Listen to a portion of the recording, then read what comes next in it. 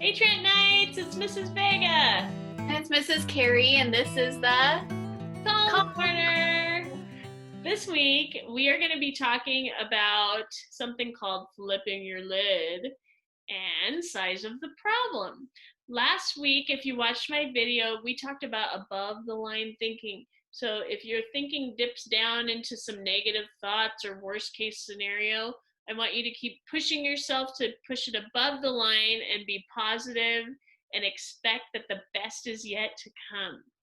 So this week, we are also sending a video for you to watch about flipping your lid that's really fun, and it's a little whiteboard drawing. You might have seen it in your classroom before, but it explains this brain hand model much better than I think that I do. But I'm going to go over it with you real quick just in case you don't have time to watch both videos.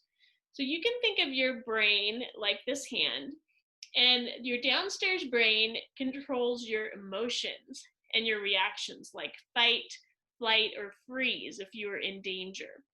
Your top brain, the upstairs brain, is your reasoning and your organizer, kind of like the secretary of your brain that helps you make really good decisions.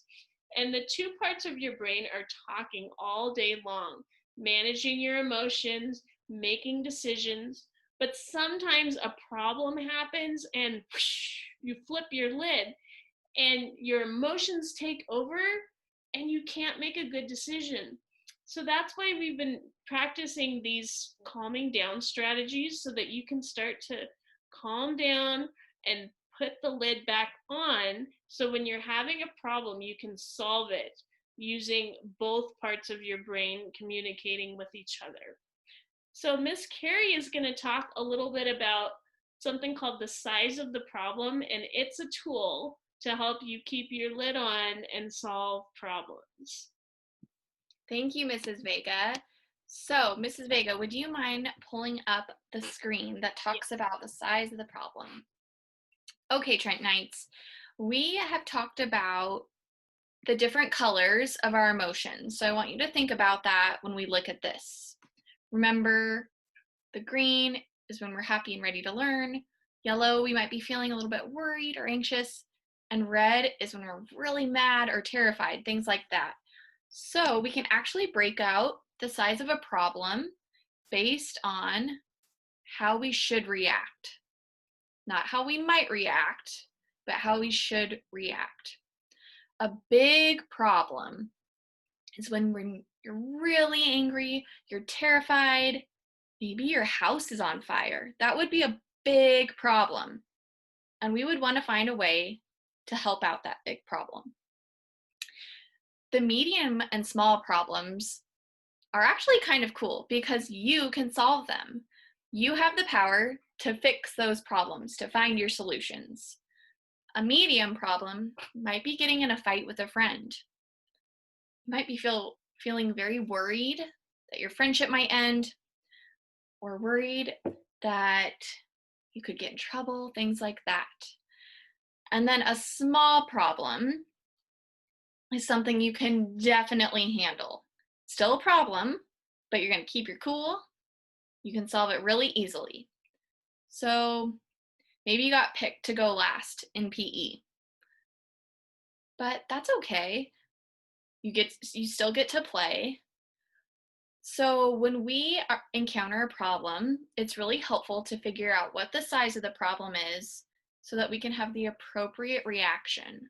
We want you to be successful, okay? So we have to figure out how we might be feeling and then how we should be feeling about that size of the problem. Okay, Mrs. Vega, let's break this down a little bit more with a game. Does that sound okay? I like it. So you're saying that even if something happens that's a problem, I can still stay in the green zone? Yes. I'm not saying it's easy, but the more you practice, the easier it will get. That sounds really cool. And I was thinking about the zones, and I know that there's another color. I think it's blue. Where would blue fit in here? Well, tell me if you agree with me. Do you think that's more of a medium-sized problem? I agree. I think that blue means you're the sadder zone. So usually it would be here, unless you were so sad that you couldn't stop being sad without help from someone else. So Mm-hmm. I think that that's part of what we got to think about when we're thinking about size of the problem is big emergency problems require help from an adult. And then medium and small problems can be either like a friend or yourself to solve it. Mm-hmm. So I think it could kind of go both spots. Maybe that's why they didn't make it on there specifically. Yeah, maybe.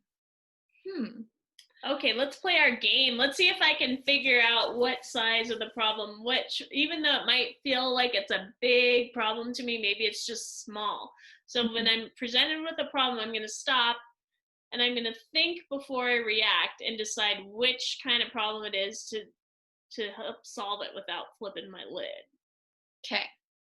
So, at Trent, we have something called think times, right? Mm-hmm. And it's where it's not really detention, but it's when you get in trouble.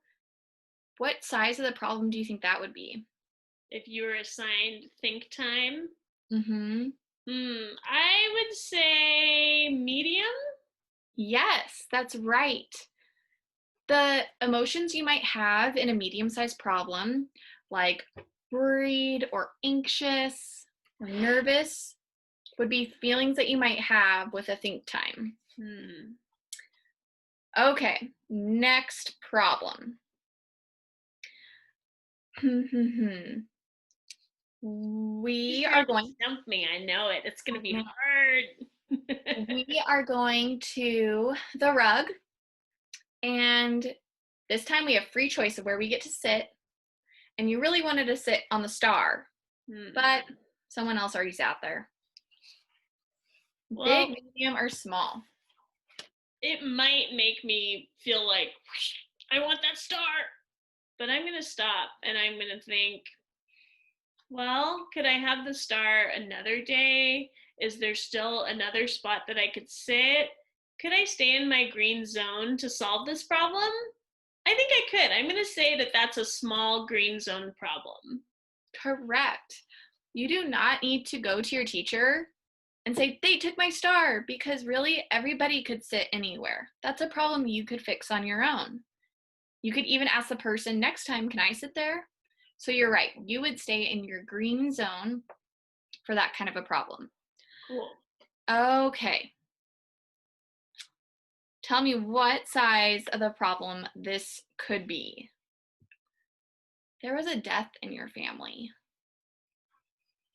Ooh, that sounds like an emergency. I am not going to be able to solve that problem of the feelings that come with that on my own. I'm definitely going to need some help from an adult.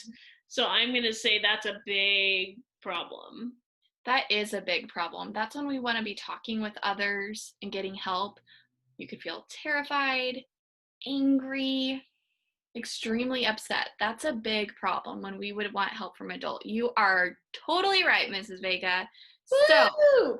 Well, we I all have hope that people at home were playing too, and that they're starting to see the value in stopping before you react, to think about the size of the problem to see if it can help you solve it better. That's a great tool to use, is your body figuring out how you're feeling to figure out the size of the problem. Cool. Well, we only have one more week left, so next week's going to be our last social skills video before summer breaks. So I hope you guys have a great week, and we'll see you next week on the call.